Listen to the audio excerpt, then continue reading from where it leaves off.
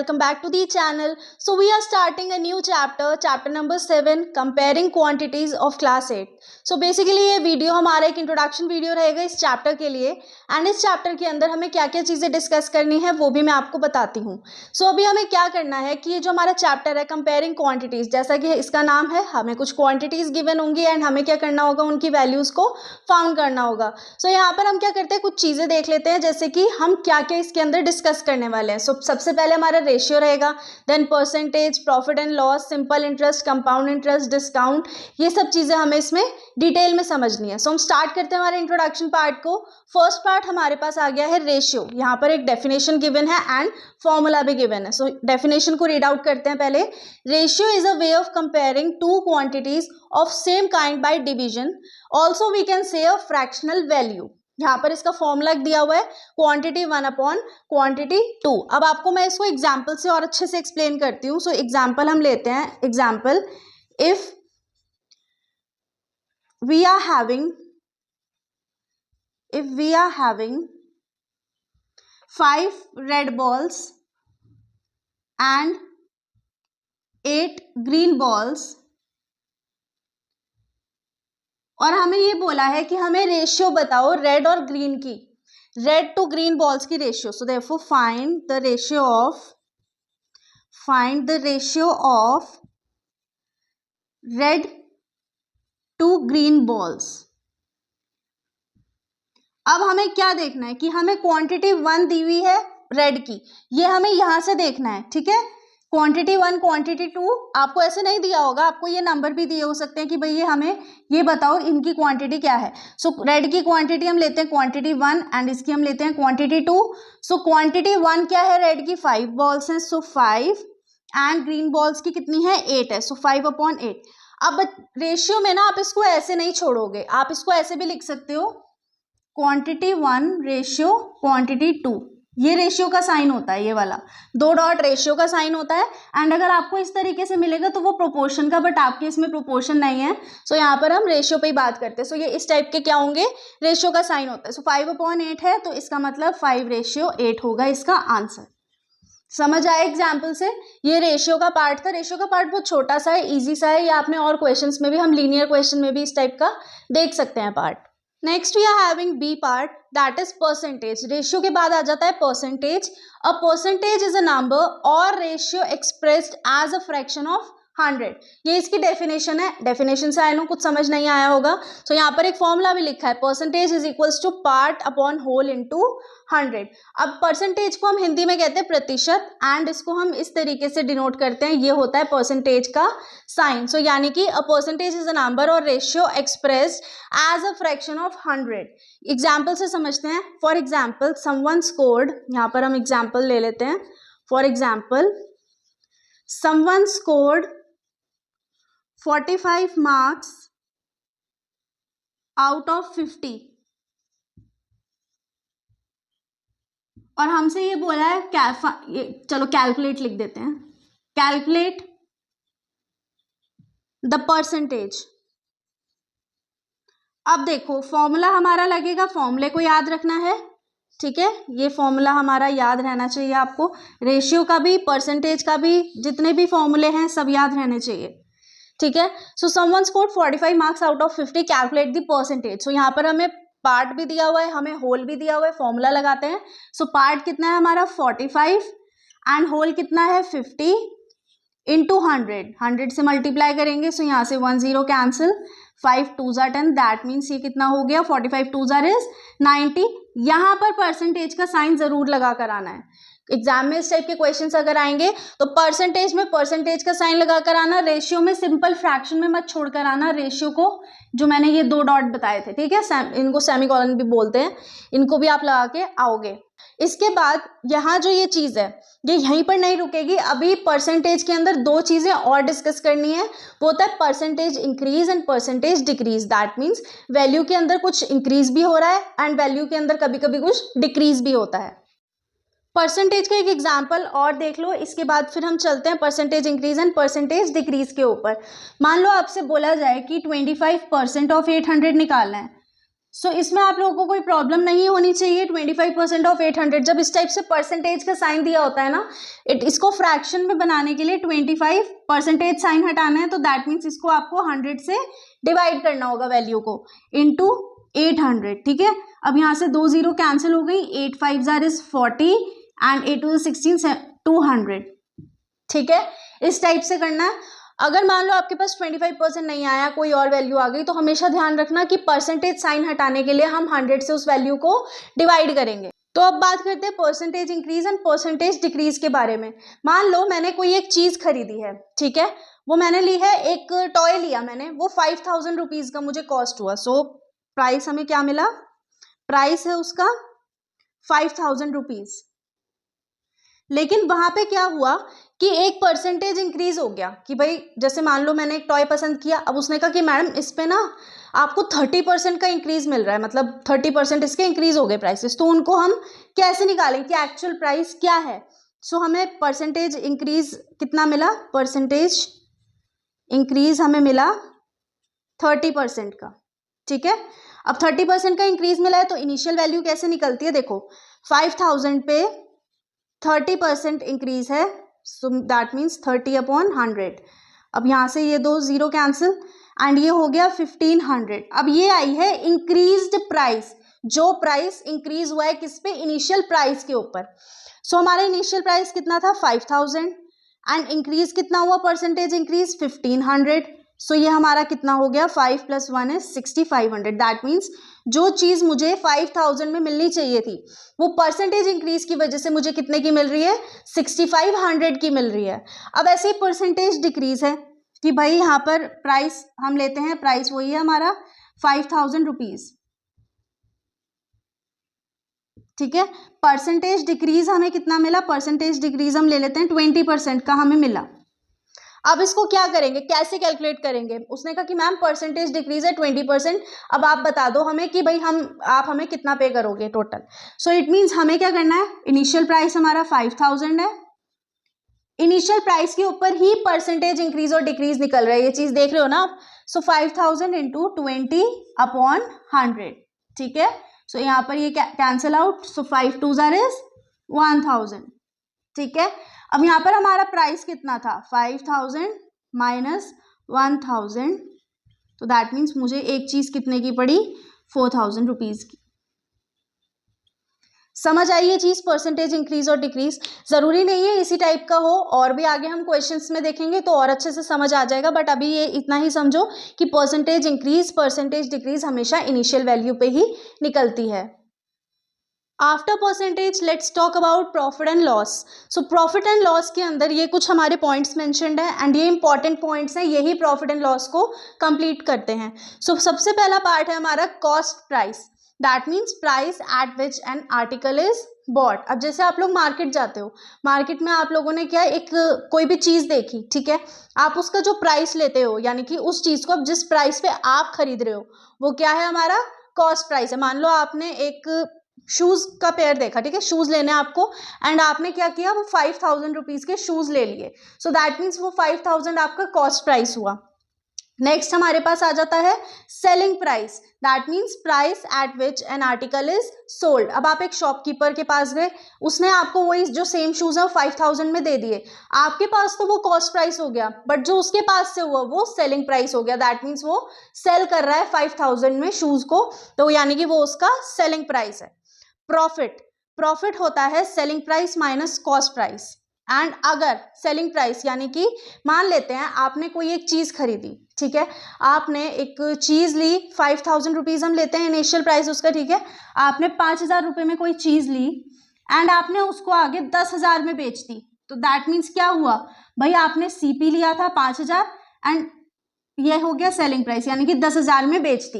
That means आपको क्या हुआ, प्रॉफिट हो गया 5000 रुपीज का, हुआ ना प्रॉफिट। अब यही चीज क्या है कि मान लेते हैं आपने सेलिंग प्राइस यानी कि हमारा क्या हुआ, प्रॉफिट हुआ। अगर सेलिंग प्राइस कॉस्ट प्राइस से बड़ा है तो वो क्या होगा, हमारा प्रॉफिट होगा। अब यहां पर एक चीज देखो कि आपने एक चीज तो खरीदी 10,000 रुपए में, ठीक है, आपने एक चीज ली 10,000 रुपए में, एंड आप कुछ ऐसा हुआ कि भाई वो चीज़ नहीं ज़्यादा बिक पाई तो आपने प्राइसेस डाउन कर दिया, कुछ भी हुआ, ऑल इन ऑल आपकी जो भी वैल्यू थी वो 5,000 रुपये मिले आपको 10,000 के बदले। यानी कि इसमें क्या हुआ, ये हमने कॉस्ट प्राइस, ये हमारा कॉस्ट प्राइस तो था 10,000 रुपये एंड सेलिंग प्राइस हो गया हमारा 5,000। तो दैट मीन्स 10,000 और 5,000 के बीच में अगर वो करेंगे तो 5,000 का हमें क्या हुआ, लॉस हो गया। कि भाई हमें मिलने तो 10,000 के इससे ज़्यादा चाहिए थे बट 5,000 ही मिल पाए, तो दैट मीन्स 5,000 का हमें लॉस हो गया। तो लॉस यही चीज़ होती है, cost price minus selling price. अगर कॉस्ट प्राइस सेलिंग प्राइस से बड़ा है तो दैट मीन्स लॉस। क्लियर हो गया यहाँ पर ये चीज़। अब है हमारे पास profit percent and loss percent. So that means profit percent क्या होता है, profit upon cost price into 100। मान लेते हैं कि हमें यहाँ पर जो 5,000 का प्रॉफिट हुआ था, प्रॉफिट परसेंट निकालते हैं, 5,000 अपॉन कॉस्ट प्राइस हमारे पास कितना है, 5,000 ही था कॉस्ट प्राइस हमारे पास, इंटू 100। तो दैट मीन्स हमें 100% का फायदा हुआ है। क्लियर, समझ आ गया। Loss percent, loss upon CP minus 100 into 100। सो हमारे पास यहाँ पर लॉस कितना है 5,000 का, यहाँ पर हमारा लॉस आया था ये 5,000 का, अपॉन कॉस्ट प्राइस हमारा कितना है 10,000 इंटू 100। सो यहाँ पर ये कैंसिल, ये कैंसिल, ये दोनों कैंसिल, दैट मीन्स हमें 50% का लॉस हो गया। समझ आई ये चीज़ आप लोगों को, और समझ आएगी जब हम क्वेश्चंस करेंगे। अभी ये चीज़ समझो कि profit percent and loss percent हमेशा always calculated on cost price. ये बहुत इंपॉर्टेंट चीज़ है। बच्चे अक्सर यहाँ गलती करते हैं कि प्रॉफिट में तो चलो profit upon cost price into 100 कर देंगे, बट लॉस परसेंट में क्या करके आते हैं, loss upon selling price into 100 कर देते हैं। ये चीज़ नहीं करनी है। प्रॉफिट परसेंट, लॉस परसेंट हमेशा कॉस्ट प्राइस पर ही कैलकुलेट करना है। After profit and loss, let's come to our next topic, that is discount. So reduction given on marked price. So reduction जो हमें एक marked price का मतलब क्या होता है, जब आप एक चीज़ लेते हो तो उसके ऊपर एक MRP का टैग लगा हुआ होता है, उसी को कहते हैं marked price। कि भाई हमारे इस प्राइस के ऊपर जो आपको रिडक्शन दी जाएगी उसको हम क्या बोलते हैं, डिस्काउंट बोलते हैं। तो जैसे कि discount is equals to marked price minus selling price. मान लेते हैं कि आपने एक चीज़ ली, ठीक है, आपने क्या किया, आप एक स्टोर पे गए एंड वहाँ पर आपने कुछ शॉपिंग करी, अपने लिए कपड़े वगैरह, शूज़ वगैरह सब कुछ ले लिया एंड आपका बिल बना 10,000 रुपीज़ का, ठीक है। MRP है उसके ऊपर 10,000 की। एक चीज़ आपने, एक शूज़ लिए, ड्रेसेस ली, उनका टोटल मिला के क्या हो गया 10,000 rupees. So reduction given on mark price. अब उसने वहाँ पे क्या किया कि मार्क प्राइस तो भाई 10,000 बना, टोटल मान लो किसी पे MRP 2,000 है, किसी पे 2,500 है, इस तरीके से आपका 10,000 का बिल बन गया। अब यहाँ पर वो आपको डिस्काउंट दे रहा है। सो मान लो उसने आपको डिस्काउंट दिया सेलिंग प्राइस पे, सेलिंग प्राइस 10,000 तो आपका बिल बना। इसके बाद उसने कहा कि आप ना मुझे 8,000 रुपीज़ दे दो, दैट मीन्स मैं आपको ये 8,000 में सेल कर रहा हूँ, तो उसका सेलिंग प्राइस कितना हो गया 8,000 हो गया। दैट मीन्स आपको डिस्काउंट कितने का मिला, 2,000 का डिस्काउंट मिल गया। समझ आ गया ये कि मार्क प्राइस क्या होता है, सेलिंग प्राइस तो आप लोग को पता ही है, मार्क प्राइस मीन्स MRP वाला जो साइन होता है वो। सो यहाँ पर 2,000 का आपको डिस्काउंट मिल गया। अब डिस्काउंट परसेंटेज कैसे कैलकुलेट करेंगे उसको भी समझ लेते हैं। यहाँ पर ये हमारे पास क्या था, मार्क्ड प्राइस था, ठीक है, और ये क्या था हमारा सेलिंग प्राइस, और ये हमारा क्या था, डिस्काउंट था। सो यहाँ पर क्या है, ये डिस्को मत समझना, डिस्काउंट है ये, और एग्जाम में पूरा लिख कर आना, MRP, SP, CP, प्रॉफिट का परसेंटेज का साइन, ये नहीं करना है, ठीक है, प्रॉपर लिख कर आना। सो यहाँ पर हम डिस्काउंट परसेंटेज कैलकुलेट कर लेते हैं। सो यहाँ पर डिस्काउंट हमें कितना मिला है 2,000 का, डिस्काउंट परसेंटेज निकाल रहे हैं हम, ठीक है। सो 2,000 का हमें क्या मिला, डिस्काउंट मिला। मार्क प्राइस कितना है 10,000 का, इंटू 100। बेटा डिस्काउंट हमेशा ना मार्क्ड प्राइस पर ही निकलेगा, ये ध्यान रखना है ये चीज, सेलिंग प्राइस पर नहीं निकलेगा, हमेशा मार्क्ड प्राइस पर निकलेगा। यहाँ से ये हमने 2 यहाँ कैंसिल एंड यहाँ पर कैंसिल, दैट मीन्स हमें 20% का डिस्काउंट मिल गया। अब कई बार एग्जाम में ऐसा भी हो सकता है कि आपको ऐसा क्वेश्चन आ जाए कि भाई आपने 10,000 की शॉपिंग करी एंड आपको 20% डिस्काउंट मिल गया, तो उसको कैसे करते हैं, 10,000 की शॉपिंग पे आपको 20% का डिस्काउंट मिला है, तो कैलकुलेट करो टोटल कितना डिस्काउंट मिला आपको, 10,000 इंटू, मैंने आपको बताया जब भी परसेंटेज हटाना होता है तो हमें डिवाइड करना पड़ता है किससे, 100 से, क्योंकि परसेंटेज से क्या मिलती है हमें, फ्रैक्शनल वैल्यू मिलती है, ये 0 एंड ये वाला। सो ये हमें हो गया 2,000। देखो ये रहा 2,000 का डिस्काउंट, 20%, और इनिशियल वैल्यू उसने कहा कि टोटल आपने कितनी वैल्यू पे करी, तो 10,000 माइनस 2,000 इज 8,000। क्लियर हो गया? इसमें कोई गोलमोल बात नहीं है कि मुझे समझ नहीं आ रहा है, एक बार फिर से समझ लो। यहाँ पर हमें क्या है, डिस्काउंट दिया हुआ है। डिस्काउंट किस पे होता है? मार्क्ड प्राइस पे दी जाती है जो रिडक्शन, उसको डिस्काउंट कहते हैं। Mark price minus selling price is discount and discount percentages discount upon mark price into 100। Discount percentage हमेशा मार्क प्राइस पर ही कैलकुलेट होगी। Next we will be discussing simple interest use to calculate interest for fix time and rate. ये इस type के questions, मतलब ये जो चैप्टर है ये आपने पहले भी पढ़ा होगा, सुना होगा, समझा होगा, बट एक बार फिर से देखते हैं। Use to calculate interest for fix time and rate, that means हमें इंटरेस्ट निकालना है किस पे? एक अमाउंट पे, एक वैल्यू पे, किस पे? फिक्स टाइम और रेट पर। यहाँ पर एक फॉर्मूला लिखा है, simple interest is equals to P into R into T upon 100। अब इनकी फुल फॉर्म्स क्या है? P means principal value, that means initial amount जो हमें स्टार्टिंग में दी होगी। Rate of interest per annum, ठीक है, ये हमें हमेशा परसेंटेज में मिलता है। टाइम मिलेगा, T मीन्स टाइम, और अपॉन 100 तो सबको पता ही है। तो जैसे कि मान लो हम एक एग्जाम्पल देखते हैं कि हमें एक अमाउंट है 50,000 हम ले लेते हैं, ठीक है, हमें प्रिंसिपल अमाउंट दिया हुआ है 50,000 का, रेट ऑफ इंटरेस्ट हमें दिया है 5% का, एंड टाइम दिया है 3 ईयर्स का, या चलो 2 ईयर्स ले लेते हैं, ठीक है, 2 ईयर्स का हमें टाइम दिया हुआ है। ये जो टाइम है ना मोस्टली आपको ईयर्स में मिलेगा, मोस्टली।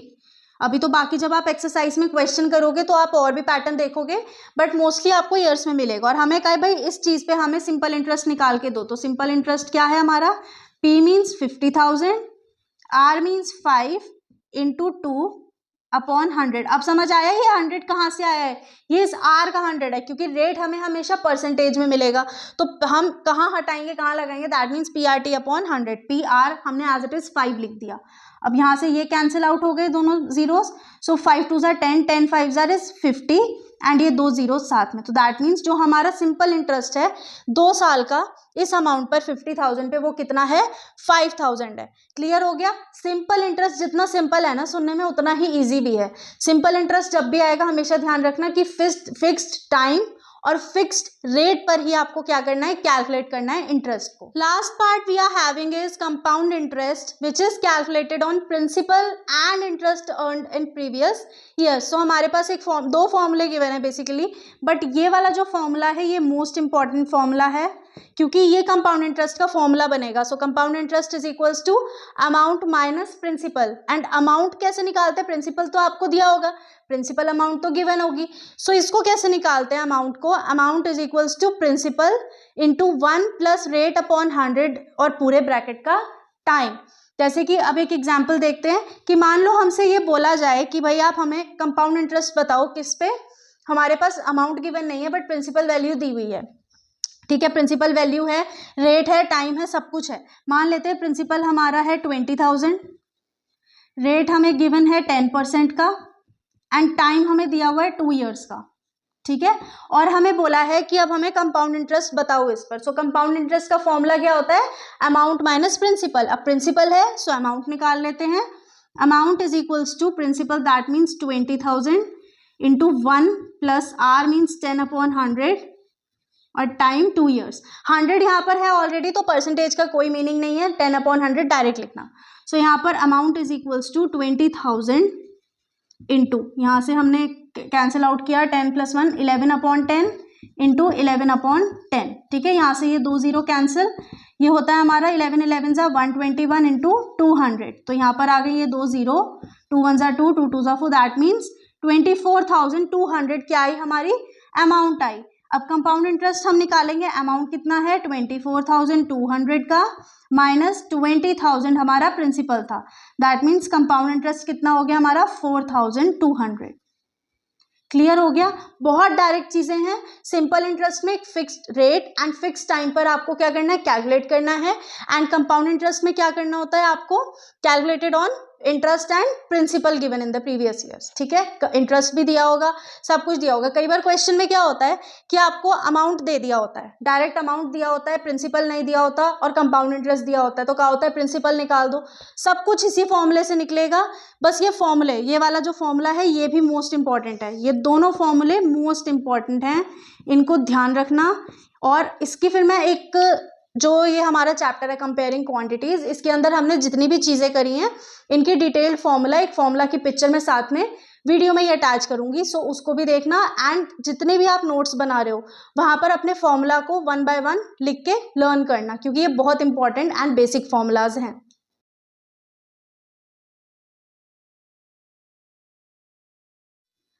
अगर आप लोग मेरे चैनल पर नए हैं एंड अभी तक मेरे चैनल को सब्सक्राइब नहीं किया है तो प्लीज़ मेरे चैनल को सब्सक्राइब कर दें, बेल आइकन को प्रेस कर दें, ताकि मेरी हर नई वीडियो का नोटिफिकेशन आप तक पहुंचे एंड आप मेरी कोई भी वीडियो मिस नहीं करें। So with this introduction part we end our video. मिलेंगे नेक्स्ट वीडियो में। आई होप आप लोगों को कोई क्वेरी नहीं होगी। अभी तो हमने सिर्फ और सिर्फ इंट्रोडक्शन पार्ट किया है। जैसे जैसे हम क्वेश्चंस करेंगे आपके जितने भी डाउट्स हैं एंड कॉन्सेप्ट्स और क्लियर होते जाएंगे। सो मिलेंगे नेक्स्ट वीडियो में। Till then keep practising.